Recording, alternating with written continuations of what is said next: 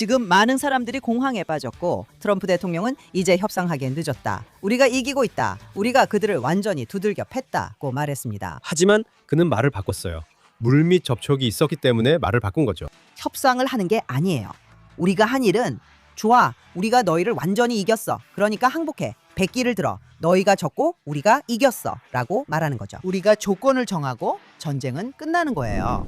많은 이스라엘 사람들은 일요일 밤에 미국이 이란을 강하게 공격할 거라고 기대하면서 잠자리에 들었어요. 왜냐하면 트럼프 대통령이 그렇게 위협했기 때문이죠.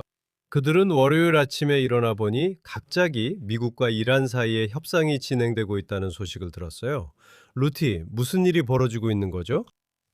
마크, 지금 무슨 일이 일어나고 있는지 혼란스럽다면 너만 그런 게 아니에요. 그래서 질문은 이거예요.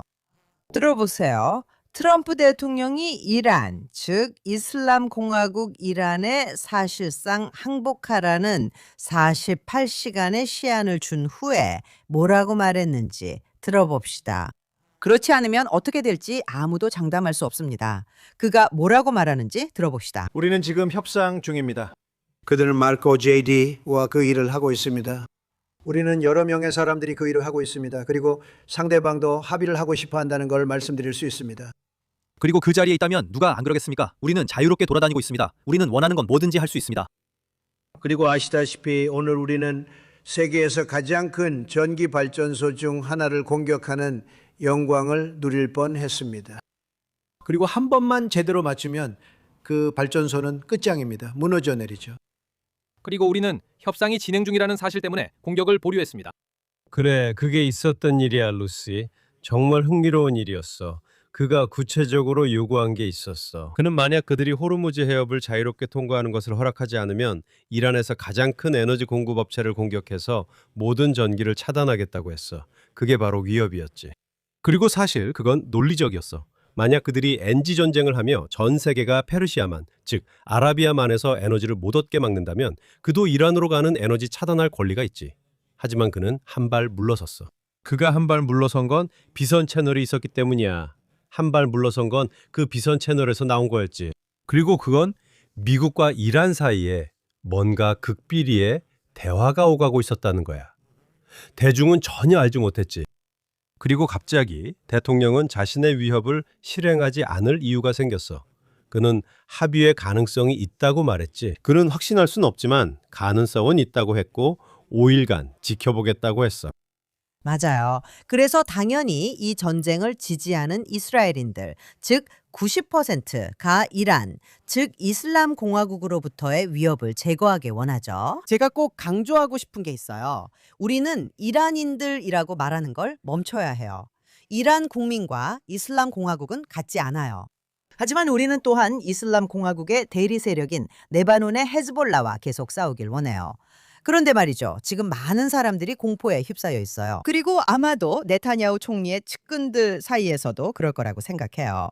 모든 게 순조롭게 진행되고 있었으니까요. 트럼프 대통령은 이제 협상하기엔 너무 늦었어. 우리가 완전히 이겼지. 라고 했고 물론 그는 옳았어요. 그리고 그건 협상을 하는 게 아니었어요. 협상 같은 건 하지 않는 거죠. 우리가 한 일은 좋아. 우리가 너희를 완전히 때려 눕혔어. 너희는 공군도 없고 해군도 없고 아무것도 없어. 우리가 너희를 완전히 이겼어. 그러니까 항복해. 흰 깃발을 들어. 너희가 졌고 우리가 이겼어. 라고 말하는 거였어요. 우리가 조건을 정하고 전쟁은 끝나는 거예요.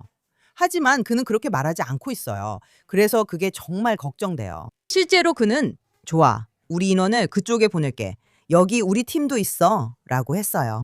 하지만 그 이야기를 하기 전에 제 친구 사오 사드카가 예전에 트위터에 유머러스하게 특유의 재치로 트럼프의 협상팀이 어떻게 생겼는지 흔쾌히 공유해준 내용을 한번 살펴보죠. 그리고 제가 제 친구 사오 사드카를 언급하고 싶었던 이유는 그가 소셜미디어에서 놀라운 영상들과 발언들을 공유해왔기 때문이에요. 그는 전쟁의 목표에 대해 매우 낙관적이고 우리가 그 목표를 달성하고 있다고 생각해요. 여기서 우리는 이스라엘과 미국을 뜻합니다. 이에 대해 어떻게 생각하세요? 그래서 저는 다음과 같이 말하고 싶어요. 고등학교 때 배웠지만 전혀 잘하지 못했던 제 서툰 프랑스어를 쓰고 싶은 마음이 들어요. 오히려 필수가 아니게 되자마자 바로 포기했던 것 같아요. 우리가 잘 아는 데자뷰라는 표현이 있습니다. 그리고 저는 데자부 같은 느낌이 들어요. 2월로 다시 돌아간 것 같은데 차이점이 있죠. 왜냐하면 2월에는 대통령이 계속해서 나는 합의를 선호한다고 말했기 때문입니다. 하지만 그들이 합의에 응하지 않고 내가 정한 레드라인을 충족하지 못하며 핵 프로그램을 완전히 폐기하지 않고 테러 대리 세력 지원과 탄도미사일 프로그램을 정말로 중단하지 않으면 나는 매우 진지합니다. 그들이 동의하지 않으면 대가가 따를 것입니다. 결국 대가가 따랐고 우리는 2월 마지막 날 이스라엘 토요일 아침에 이를 봤습니다. 미국에선 금요일 밤이었습니다. 우리가 또 그 자리에 있지 않나요? 그는 다시 뭐라고 하는 건가요? 데자뷰군요. 그는 전쟁은 계속된다고 말합니다. 이란이 내 조건에 동의하면 새로운 상황이 열립니다. 저는 협상을 선호하며 매우 기쁩니다. 만약 그들이 동의하지 않는다면 트럼프식 표현을 빌리자면 완전히 난리가 날 겁니다. 그리고 오키나와에서 해병대 병력이 이동한 것과 캘리포니아에서 두 번째 해병대 병력이 이동한 것으로 알고 있습니다. 그들은 샌프란시스코를 떠난 것 같습니다. 세 번째 병력은 공식 발표는 없었지만 어제와 오늘 보도에 따르면 그는 공수부대를 파견하고 있습니다. 즉 이스라엘이 낙하산 부대라고 부르는 병력입니다. 그는 병력을 그 지역으로 보내고 있습니다. 그는 모든 선택지를 열어두고 있습니다. 그리고 만약 이란인들이 협조한다면 대부분의 이스라엘 사람들은 정말로 합의가 가능할지 회의적일 것입니다. 하지만 어쩌면 그가 이란을 너무 강하게 압박해서 이란 의회의 의장이 필요한 타협을 할 수도 있습니다. 하지만 그가 그렇게 하지 않는다는 가정하에 미국은 공격을 가할 준비가 잘 되어 있습니다. 미국은 강하게 타격할 수 있는 위치에 있습니다. 두 가지를 아주 빠르게 덧붙이겠습니다. 첫 번째로 도널드 트럼프 대통령은 월요일 아침 뉴욕 증권거래소가 막 개장하고 모든 주식이 오르고 있을 때 협상이 진행 중이라고 발표했습니다. 그리고 그 다섯 날이 금요일 오후 바로 주식시장이 마감될 때 끝납니다. 그리고 아시다시피 전쟁도 주말에 시작됐습니다. 트럼프는 시장에 매우 민감하며 그럴 만한 이유가 있습니다. 그는 전직 사업가이고 경제의 중요성을 잘 알고 있습니다. 하지만 두 번째로 그 다섯 날은 해병대와 공수부대가 자리를 잡을 수 있게 해줍니다. 그리고 제 생각에 이란이 협조하지 않는다면 저는 무책임한 예측을 하나 해보겠습니다. 그는 그 섬, 석유가 있는 섬을 노릴 겁니다. 뭐라고 부르죠? 하자. Kars 섬. 그는 그 섬을 노릴 거예요. 해병대는 제2차 세계대전을 아는 사람이라면 알다시피 섬 점령에 매우 능숙합니다. 그게 그들의 전문 분야죠. 그가 그 섬을 점령하면 이란 정권을 장악할 수 있습니다. 그 섬 없이는 석유 수출이 불가능하기 때문이죠. 그리고 그 후에는 휴전도 할 수 있습니다. 왜냐하면 말씀드린 대로 그 섬을 점령하면 그들을 목덜미를 잡듯이 쥘 수 있기 때문이죠. 그러면 아마도 조건을 강요할 수 있는 위치에 서게 될 겁니다. 저기 우선 트럼프 대통령 본인도 이렇게 말했죠. 아무도 없다. 다 죽었다. 그리고 그건 좋은 지적이에요. 왜냐하면 지도자들이 하나씩 나타나면 또 죽고 또 죽으니까요. 그리고 또 다른 문제는 첫째로 그 정권이 어떻게든 버티고 있기만 해도 자신들이 승리했다고 느끼고 승리를 선언할 수 있다는 거예요. 세 번째로 이란 의회에 의장이 있는데 그가 정말 권한이 있는지 누가 알겠어요. 이란 정권 내부는 정말 엉망진창이에요. 사실 그게 우리가 원하는 거죠. 우리는 내전을 원하니까요. 우리는 아야톨라들이 이슬람 혁명 수비대와 바시즈와 싸우고 탈영이 일어나게 원해요. 그래서 지금이 그럴 때가 아니라고 생각할 수도 있겠죠. 트럼프도 며칠 전에 그렇게 말했어요. 사실상 우리의 목표가 이루어지고 있을 때, 바로 그때가 포기할 때가 아니에요. 그래서 여기에 대한 제 낙관적인 견해를 말씀드릴게요. 제 낙관적인 견해는 트럼프가 또다시 속임수를 쓰고 있다는 거예요. 트럼프는 그들이 핵도 없고 아무것도 없는데 동의하지 않을 걸 잘 알아요. 만약 모든 조건에 동의하면 더는 이슬람 공화국이 아닐 거예요. 그래서 그들은 거기에 동의하지 않을 거예요. 그러니까 사람들이 불안해하거나 어쩌면 트럼프가 실제로, 왜냐하면 그가 11월 중간 선거를 걱정하고 있고 그리고 전쟁이 미국에서는 여기만큼 인기가 없고 그런 모든 이유로 말이에요. 그러니까요. 그런데 저는 이렇게 말하고 싶어요. 우리가 뭔가 올 걸 아는데도 그가 계속 우리를 놀라게 하는 게 어떻게 가능할까요? 우리는 전쟁이 올 줄 알았어요. 그가 이란 국민들에게 전에 말했을 때요. 3만 명이 학살당했지만 그는 곧 도움이 올 거라고 말했어요. 모두가 큰 공습을 준비하고 있었는데 그 후 몇 주 동안 아무 일도 일어나지 않았죠. 그리고 우리는 와, 예상은 했지만 그래도 놀랬다고 말했어요. 그래서 제가 바라는 건 이거예요. 지금도 똑같은 일이 일어나고 있기를 바라고 있어요. 그런 사람들을 안심시키고 있어요. 그리고 이란이라고 해도 정권 내부조차 누가 책임자인지 몰라요. 주요 인물, 그러니까 아야톨라 알리 하메네이의 아들 무흐타바는 아마도 혼수 상태일 수도 있어요. 우리는 그가 어디에 있는지 몰라요. 우리가 그에 대해 본 거라곤 플라스틱 모형, 아니 종이판 모형뿐이에요. 우리는 누가 책임자인지 모르겠고 그들 체제 내에서도 누가 책임자인지를 두고 싸우고 있어요. 그러니까 이런 거예요. 사실 이 모든 게 그가 미국 내 반전 운동을 안심시키려는 건 아닐까요? 그가 시장을 돕고 있는 거죠. 말씀하신 대로요. 왜냐하면 그가 시장을 진정시키면 휘발유 가격이 치솟지 않고 등등의 일이 일어나니까요.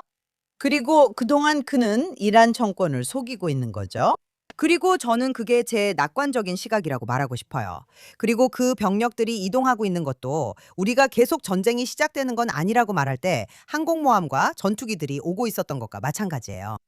저는 그 모든 병력 이동이 헛된 일이 아니라고 믿고 싶어요. 그래서 제가 예측한 건 주말에 전쟁이 재개되고 그가 그 섬을 점령해서 해병대와 병력이 필요하다는 거였죠. 참고로 전쟁은 아직도 계속되고 있어요. 아직도 진행 중이에요. 휴전은 없어요. 오늘 여기 오던 중 방공호에 갇혔어요. 알겠어요. 그건 우리를 향해 발사된 미사일이에요. 저는 이스라엘이 여전히 이스라엘에서 폭격을 하고 있다는 말을 하는 거예요. 그리고 미국도 마찬가지예요. 그가 기본적으로 한 말은 우리가 멈출 거라는 거였어요. 우리는 에너지 시설만 폭격하지 않겠다고 했지 지도자를 죽이거나 다른 곳을 폭격하지 않겠다고는 안 했어요. 미안해요. 아니에요. 보도됐어요. 그가 이스라엘에 국회의장 제거를 말라고 요청했다는 보도가 있었어요. 그 사람이 대화 상대이기 때문이에요. 그는 또한 자신이 초기 합의를 했다고 말했는데 이는 이란인들이 지금 허용하고 약속한 합의인 것으로 보입니다. 이 합의가 실제로 이행될지 지켜보는 것도 흥미로울 거예요. 그들은 호르무즈 해협 통행을 허용해 국제 유가에 긍정적일 것입니다. 그는 비밀리에 무언가를 했다고 말했고 이후 그 사실을 발표했습니다. 그리고 모두가 그것이 우리를 허락하기 위한 것이라 생각합니다. 그들은 우리에게 선물, 그러니까 선물을 줍니다. 네. 그게 무슨 소리라고? 그리고 그는 상대편에서 일을 해낼 수 있는 사람을 찾았다고 했어. 지금 우리가 여기서 가진 문제 중 하나는 이스라엘과 미국이 말했지. 그리고 너도 그걸 지지했고 나도 지지했어. 그들은 무조건 항복을 요구했어. 알겠지? 그건 처칠과 루스벨트까지 거슬러 올라가. 그들이 캐나다에서 만났을 때나 대서양 선언 또는 북아프리카까지도 거슬러 올라갈 수 있어. 나중에 직접 확인해 볼게. 하지만 2차 세계대전 때 처칠과 루스벨트가 대안은 없다고 말했지. 나치, 독일인들은 무조건 항복해야 한다고. 문제는 무조건 항복을 하려면 권위 있는 지도자가 필요하다는 거야. 그리고 당신 말대로 바실리들이 혁명수비대와 싸우고 혁명수비대는 아야톨라들과 대립하며 실제로 아무도 통제하지 않는 상황이야. 무조건 항복을 원한다면 누군가 항복해야 하고 아니면 침공해 지상군으로 테헤란을 점령해야 하는데 그건 트럼프가 원하지 않는 것 같아. 그는 모든 걸 말했다. 그는 그렇게 원하지 않는다. 조지 W. 부시 시절 아프가니스탄과 이라크에서 벌어진 일을 돌아보고 있다. 비교할 수 없어. 아니 하지만 그가 지상군을 보내 직접 점령하기를 원하지 않는다고 봐도 무리는 없어. 정밀 타격을 해서 농축 우라늄을 확보하거나 섬을 점령하는 건 가능하다고 생각해. 하지만 일본이 2차 세계대전 때처럼 나라 전체를 점령하는 건 트럼프의 의도가 아니야. 그래서 그 부분에 문제가 있어. 무조건 항복을 할 권한이 있는 인물이 실제로 얼마나 있느냐는 거지. 그리고 그가 이 합의를 얻었기 때문에 자신이 뭔가를 해낼 수 있는 사람을 찾았다고 믿는 것 같아. 두고 보자고. 하지만 그게 트럼프의 선호라는 건 분명해. 내가 말했듯이 이번 주 금요일이나 주말까지 가서 그가 저쪽이 진지하지 않다고 말한다면 나도 네 말에 동의해. 그럼 다시 전면적인 군사 공격이 재개될 거라고 생각해. 이번에는 더 많은 병력을 투입했어. 이전과는 다르게 그들을 공격할 수 있어. 다시 한번 그 섬은 명백한 표적이야. 내가 말했듯이 그렇게 하면 정말로 그들의 숨통을 줄 수 있으니까. 그래서 그는 군사적 선택지도 있고 외교적 선택지도 있어. 군사적 선택지는 바라는 대로라면 승리를 얻을 수 있는 어떤 합의를 강화하는 역할을 할 거라는 건 분명해. 이란인들이 강하게 타격받기 전에는 타협에 동의하지 않았기 때문이야. 그리고 나는 낙관적인 얘기도 하고 싶어. 너는 체제 변화에 확신하니까. 사실 네 말을 해석하자면 네 생각에는 체제 변화가 아니면 승리가 아니라고 보는 거지. 맞아. 2025년 6월 전쟁과 거리에서 벌어진 시위 사이에는 7개월이 있었다는 걸 상기시켜주고 싶군. 이런 일들은 때로 시간이 걸리기도 해. 그래, 맞아. 그리고 만약 이게 지금 정권의 패배로 끝난다면 말이지. 정권 교체까지는 아니더라도 분명히 정권의 패배가 된다면, 그리고 그들은 과거에는 받아들이지 않았던 것들을 받아들일 수밖에 없게 될 거야. 트럼프 이후에도 어떻게든 속이려고 하겠지만 나는 그런 환상은 없어. 하지만 그들이 약하다는 게 드러난다면 몇 달 후에 이란 내부에서 또 다른 혁명이 일어나고 이번에는 성공할 수 있을까? 물론이죠. 하지만 트럼프가 서방식 표현을 쓴다면 그렇지 않을 거예요. 그는 제 생각에는 일부러 이 모든 걸 하고 있다고 봐요. 하지만 그렇지 않다고 가정해 봅시다. 그가 변덕스럽다고 가정해 봅시다. 또는 그런 점이 중동을 다룰 때는 오히려 이득이 될 수도 있죠. 왜냐하면 우리가 안 돼. 그가 무슨 말을 한 거지? 라고 말하고 있을 때니까요. 그리고 중요한 점은 이거예요. 트럼프 대통령은 언론에 가장 많은 발언을 하고 기자회견도 가장 많이 하는 세계 지도자예요. 그는 말도 많이 하고 트윗도 올리죠. 그의 발언은 종잡을 수 없고 다른 세계 지도자들은 그렇게 하지 않아요. 그래서 한편으로는 그는 언론에게 정말 꿈 같은 존재예요. 항상 헤드라인이 있고 질문에 답하니까요. 그는 긴 기자회견도 하고 에어포스 1에서도 이야기를 하죠. 그리고 그가 어디에 있든 항상 말하고 또 말하고 트윗하고 또 트윗해요. 그래서 항상 헤드라인이 생기죠.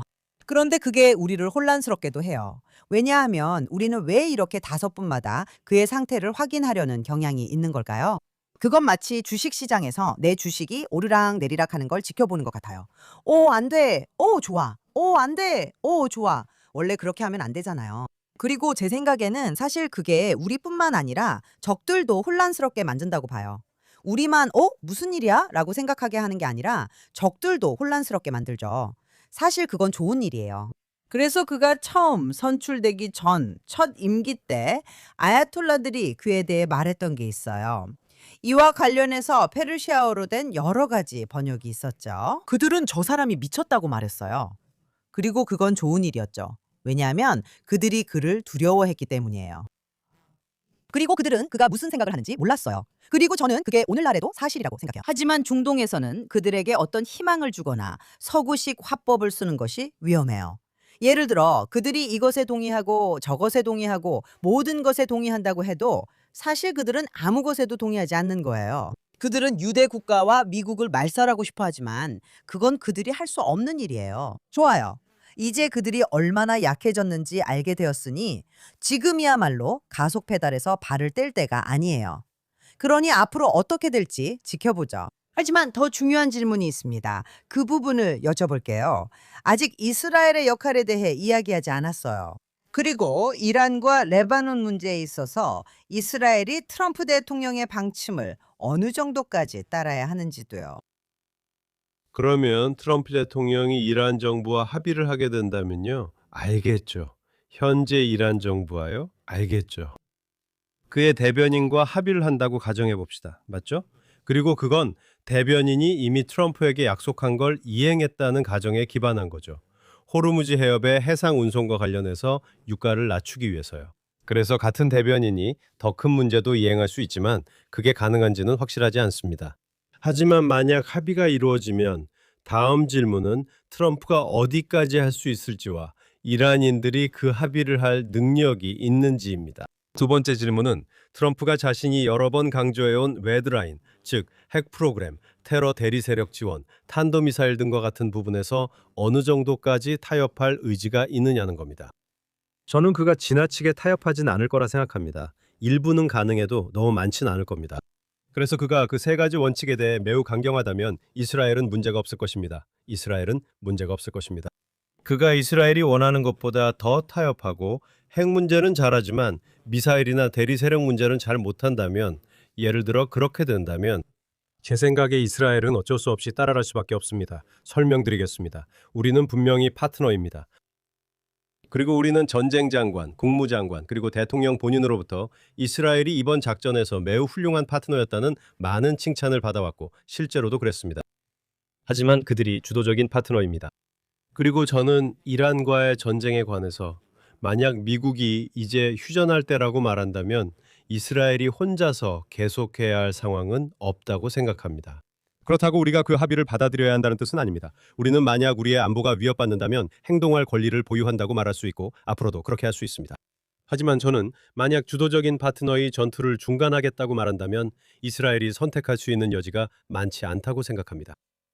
레바논에서는 선택의 여지가 많다고 생각합니다. 왜냐하면 레바논에서는 미군이 개입되어 있지 않기 때문입니다. 미군은 헤즈볼라의 공격을 받고 있지 않습니다. 헤즈볼라의 공격을 받고 있는 것은 오직 이스라엘뿐입니다. 그리고 저는 만약 제가 트럼프 행정부라면 과거에 이스라엘이 레바논에서 헤즈볼라를 상대로 작전을 펼쳤을 때 여러 행정부들이 항상 이스라엘을 제어하려고 했다고 생각합니다. 트럼프는 레바논에서 그렇게 하지 않았습니다. 그는 레바논에서 진정한 변화를 이끌 특별한 기회를 이해했기 때문입니다. 같은 일의 반복이 아니라는 겁니다. 만약 전투가 중단된다면 생각해 봅시다. 걸프 지역에서 이란을 상대로 한 전투가요. 하지만 레바논에서 큰 변화가 일어나는 것은 아니며 헤즈볼라만 더 약해질 것입니다. 그리고 제가 빠르게 말씀드리자면 레바논에서는 매우 흥미로운 신호들이 있었습니다. 레바논 정부가 헤즈볼라 군사 조직을 불법화했고 이란 대사를 페르소나 논그라타로 지정해 추방했다는 사실이 있습니다. 그는 일요일에 떠나야 합니다. 실제로 그렇게 되는지 지켜봐야겠습니다. 그들은 레바논 내에서 이란 혁명 수비대에 대해 조치를 취했습니다. 물론 아직은 말뿐입니다. 하지만 과거에는 그런 말조차 들을 수 없었습니다. 그래서 분명히 변화가 일어나고 있습니다. 그래서 저는 상황이 있는지 생각해 봅니다. 그리고 제가 손을 너무 많이 쓰는 걸 알지만 만약 손을 쓸 수 있다면 전통적으로 지난 수십 년 동안 헤즈볼라는 이 위에 있었고 불쌍한 이란, 아니 불쌍한 레바논 정부는 아래에 있었습니다. 왜냐하면 헤즈볼라는 강했고 레바논 정부는 약했기 때문입니다. 하지만 이스라엘이 계속해서 레바논 정부, 아니 헤즈볼라를 공격하면서 헤즈볼라의 힘이 약해지고 있습니다. 이는 상대적으로 레바논 정부의 힘이 올라가고 있다는 뜻입니다. 그리고 우리가 계속해서 헤즈볼라를 공격해야 하고 계속 공격해야 합니다. 이건 그냥 둘 수 없습니다. 네. 우리가 트럼프가 보는 조건을 만들고 있는 건가요? 그리고 사실상 레바논이 친이란 테러 국가로 전락하는 것이 아니라 레바논이 한때 그랬던 것처럼 다시 될 수 있는 그런 상황을 만들고 있는 건가요? 친서방적이고 더 다원적인 사회로 말이죠. 미국과 좋은 관계, 이스라엘과 좋은 관계, 레바논이 완전히 다른 방향으로 나아갈 기회가 있다는 것. 그것은 이스라엘의 군사 행동에 달려 있다는 것입니다. 그래서 우리는 미국의 지원을 받아 레바논에서 우리가 해야 할 일을 계속할 것입니다. 비록 걸프 지역에서 휴전이 이루어진다 해도 말이죠. 네, 그건 정말 중요하죠. 그런데 있잖아요. 당신이 레바논에 대해 이야기하는 방식이 훨씬 더 뭐랄까, 낙관적이라는 말이 맞는지는 모르겠지만 그렇게 들려요. 저보다 훨씬 관대하게 들리네요. 좋아요. 우선 첫 번째로 우리는 레바논에서 헤즈볼라와 휴전을 했고 레바논 정부는 헤즈볼라를 막기 위해 자국 군대를 사용할 것이라고 말했어요. 하지만 그렇게 하지 않았죠. 그게 가장 중요한 점이에요. 두 번째로 헤즈볼라를 군사 조직으로 불법화하는 거예요. 헤즈볼라는 레바논 군대에도 있고 의회에도 있어요. 당신은 정부와 헤즈볼라가 있다고 말하죠. 아니에요. 헤즈볼라는 레바논의 군사 및 정치 체계의 필수적인 부분이에요. 그리고 하마스처럼 구분하지 마세요. 헤즈볼라도 마찬가지예요. 군사와 정치 조직이 따로라는 건 말이 안 돼요. 알겠죠? 그건 테러 조직이고 이건 그냥 정치 조직일 뿐이에요. 라는 식으로 말할 수 없어요. 아니에요. 알겠죠? 네, 당신 말이 완전히 맞아요. 트럼프 대통령, 이 행정부는 헤즈볼라를 다루는 데 있어서 이스라엘의 손을 결코 묶지 않았어요. 하지만 지금 이스라엘에서는 실제로 위험에 처한 북부 이스라엘 주민들뿐만 아니라 모두가 걱정하고 있어요. 항상 걱정되는 건 우리가 예전의 패러다임, 즉 우리가 개념이라고 부르는 것으로 돌아가서 그냥 헤즈볼라를 조금 밀어냈다고 믿게 되는 거예요. 좋아, 우리는 무기시설과 터널을 파괴했고 그들을 리타니 강까지 밀어내고 있어. 하지만 이스라엘에는 여전히 이것만으로는 충분하지 않다고 하는 사람들이 많아요. 미타니 강 아래에서 이스라엘 국경까지의 그 모든 지역이 완전히 비워져야 한다고 말하는 거예요. 그 사람들에게는 무인지대가 되어야 해요. 그리고 그곳에 발을 들이는 누구든 어떤 사람이든 헤즈볼라 테러리스트로 간주해야 한다고요. 그리고 이런 말도 이제 그만해야 해요. 우리는 수십 년 동안 레바논과는 아무런 문제가 없다고, 오직 헤즈볼라만이 문제라고 말해왔잖아요. 우리는 아무런 문제가 없다고 계속 말해왔죠. 미안하지만 이제는 달라요. 우리가 레바논 국민들과는 아무런 문제가 없을 수도 있지만 그렇다면 그들이 이 문제를 해결해야 해요. 하지만 그들은 그렇게 하지 않았어요. 그래서 미안하지만 우리는 그들과 문제가 있어요. 네, 맞아요. 그리고 있잖아요. 모두가 저를 전쟁광이라 하고 제가 무고한 사람을 죽이는 걸 신경 쓰지 않는다고 하는 걸 알아요. 저는 무고한 사람들이 죽는 일에 신경 써요. 그리고 제 가족도 무고한 사람들이에요. 그런데 그들은 저를 죽이려고 해요. 그들이 해야 할 일은 멈추는 것뿐이에요. 그러면 이 모든 것이 멈춰요. 그게 바로 여기서 문제예요. 그리고 있잖아요. 저는 반시온주의자들과 반유대주의자들이 이스라엘이 공격자라고 말하는 게 정말 지긋지긋해요. 아니에요. 이스라엘은 공격자가 아니에요. 그리고 한 가지만 더 덧붙이고 싶어요.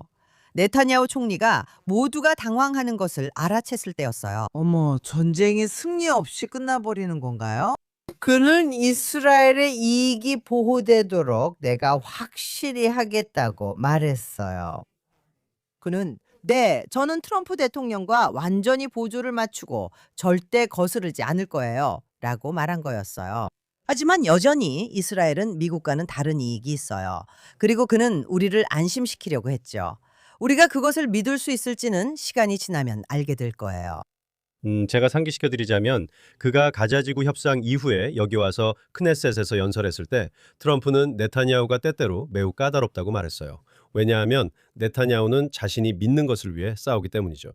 결국 우리는 공통점을 찾습니다. 제 생각에 대통령의 말을 의역하는 것 같네요. 그는 총리를 존중합니다. 총리가 이스라엘 이익을 위해 당당히 맞서기 때문입니다. 그래서 그런 전례가 있다고 생각합니다. 저는 국방장관이 레바논에 대해 언급한 내용이 당신의 말과 비슷하지만 더 미묘한 뉘앙스가 있다고 말하고 싶습니다. 국방장관은 라타니강 남쪽 전 지역, 즉 이스라엘이 군사적으로 통제하게 될 것이라고 말했습니다. 이는 남부 레바논의 상당히 큰 부분입니다. 그리고 그 생각은 우리가 남부 레바논으로부터 해마다 수십 년 동안 공격을 받아왔다는 것입니다. 이제 그것이 마침내 끝날 것이라는 겁니다. 그리고 그는 레바논 정부가 말뿐만 아니라 행동으로도 이스라엘이 더 이상 그곳에 있을 필요가 없다는 것을 보여줄 때까지 우리는 그곳에 머물 것이라고 말했습니다. 다시 말해서 헤즈볼라가 실제로 무장 해제되어야 한다는 뜻입니다. 그래서 그는 레바논 정부가 헤즈볼라를 상대해야 한다고 강조합니다. 그렇지 않으면 일부가 이스라엘의 통제에 놓일 수 있습니다. 그는 또한 우리가 남부 레바논에서 철수하고 있다고 말했습니다. 네, 그곳에서는 사람들이 대피하고 있습니다. 그곳은 시아파가 거주하며 헤즈볼라의 강력한 지지 기반이었습니다. 제가 알기로 남부 레바논의 기독교 마을들은 여전히 그곳에 있습니다. 이스라엘은 그들을 위협으로 보지 않지만 남부 레바논의 시아파 공동체가 헤즈볼라 조직과 결탁해 그 일부를 이루고 있다는 것은 분명합니다. 그리고 남부 레바논의 시아파 민간 마을들에서 헤즈볼라가 그 마을들을 장악했고 사람들은 차고에 미사일을 두고 집 아래에는 터널이 있었으며 그 마을들이 군사 요새로 변했습니다. 해외에 있는 누군가에게는 민간 공동체가 어떻게 테러 단체에 의해 군사 요새와 공격 거점으로 변할 수 있는지 이해하기 어려울 수 있습니다. 그곳에는 돌격대, 돌격병들, 라두안 부대가 있습니다. 이들은 가자지구처럼 국경을 돌파할 수 있는 부대입니다. 그래서 상황이 정상으로 돌아간 것이 아닙니다. 하지만 제 생각에는 루티, 당신이 제가 미쳤다거나 외교에 집착한다고 할 수 있지만 이 모든 조치는 단기적으로 이스라엘 사람들을 더 안전하게 지키기 위한 것이라고 봅니다. 하지만 장기적으로 보면 이것은 레바논에 대한 지렛대 역할도 합니다. 제가 앞서 말한 것처럼 방정식을 바꿔서 레바논의 더 나은 미래를 실제로 만들 수 있도록 하는 것이죠. 저는 순진하지 않습니다. 이것이 레바논의 더 나은 미래를 위한 유일한 방법입니다. 백악관도 이를 이해하고 있다고 봅니다. 이스라엘군이 헤즈볼라를 강하게 타격할 때 말이죠. 그것이 레바논의 더 나은 미래를 위한 전제 조건입니다. 하지만 국방장관이 말한 것처럼 그래요. 우리가 위협받는 한 그곳에 계속 있을 거라는 거죠. 맞죠? 그가 무슨 말이냐면 우리가 계속 있을 거란 뜻이자 상대방에게 정신 차리라는 의미입니다. 이제 레바논 정부는 국내에서 피난한 모든 사람들과 합의를 해야 하잖아요. 그렇죠? 그들에게는 이것이 문제입니다. 그래서 이런 말들이 나온 거고요. 이제 레바논 정부, 약한 레바논 정부가 하지만 헤즈볼라는 매일 더 약해지고 있습니다. 그 말은 결국 정부가 더 강해진다는 뜻이죠. 이제는 실제적인 조치를 취할 때입니다. 그리고 만약 그들이 그렇게 하지 않는다면 우리는 남부 레바논의 넓은 지역을 치안 통제하게 될 것이고 그들은 북부에서 돌봐야 할 국내 피난민들을 떠안게 될 것입니다. 그리고 남부 레바논의 기독교인들은 중장기적으로는 좋은 삶을 누리게 될 것이라고 생각합니다. 저도 동의하지 않는 건 아니에요. 그리고 이제 마무리하면서 전쟁부 장관 핏 헤그세스의 말을 인용하고 싶어요. 그는 이런 말을 했죠. 네, 우리는 폭탄으로 협상합니다. 그리고 이쯤에서 오늘이 수요일이라는 말씀을 드리고 싶네요. 오늘은 3월 25일 수요일입니다. 그리고 며칠 후 6월절 연휴를 앞두고 일요일에 다시 찾아뵙겠습니다. 그리고 그때쯤엔 우리가 무엇을 보게 될지 누가 알겠어요? 주말이 지난 후라 트럼프는 주말에 행동하는 걸 좋아해요. 그리고 오늘이 우리의 100번째 에피소드였어요, 루시. 우리는 이 팟캐스트를 약 2년 동안 해왔어요. 오늘은 우리의 100번째 기념일이에요. 정말 중요한 날이라 끝나고 커피 한 잔 사줄게요. 행복한 기념일입니다. 마크,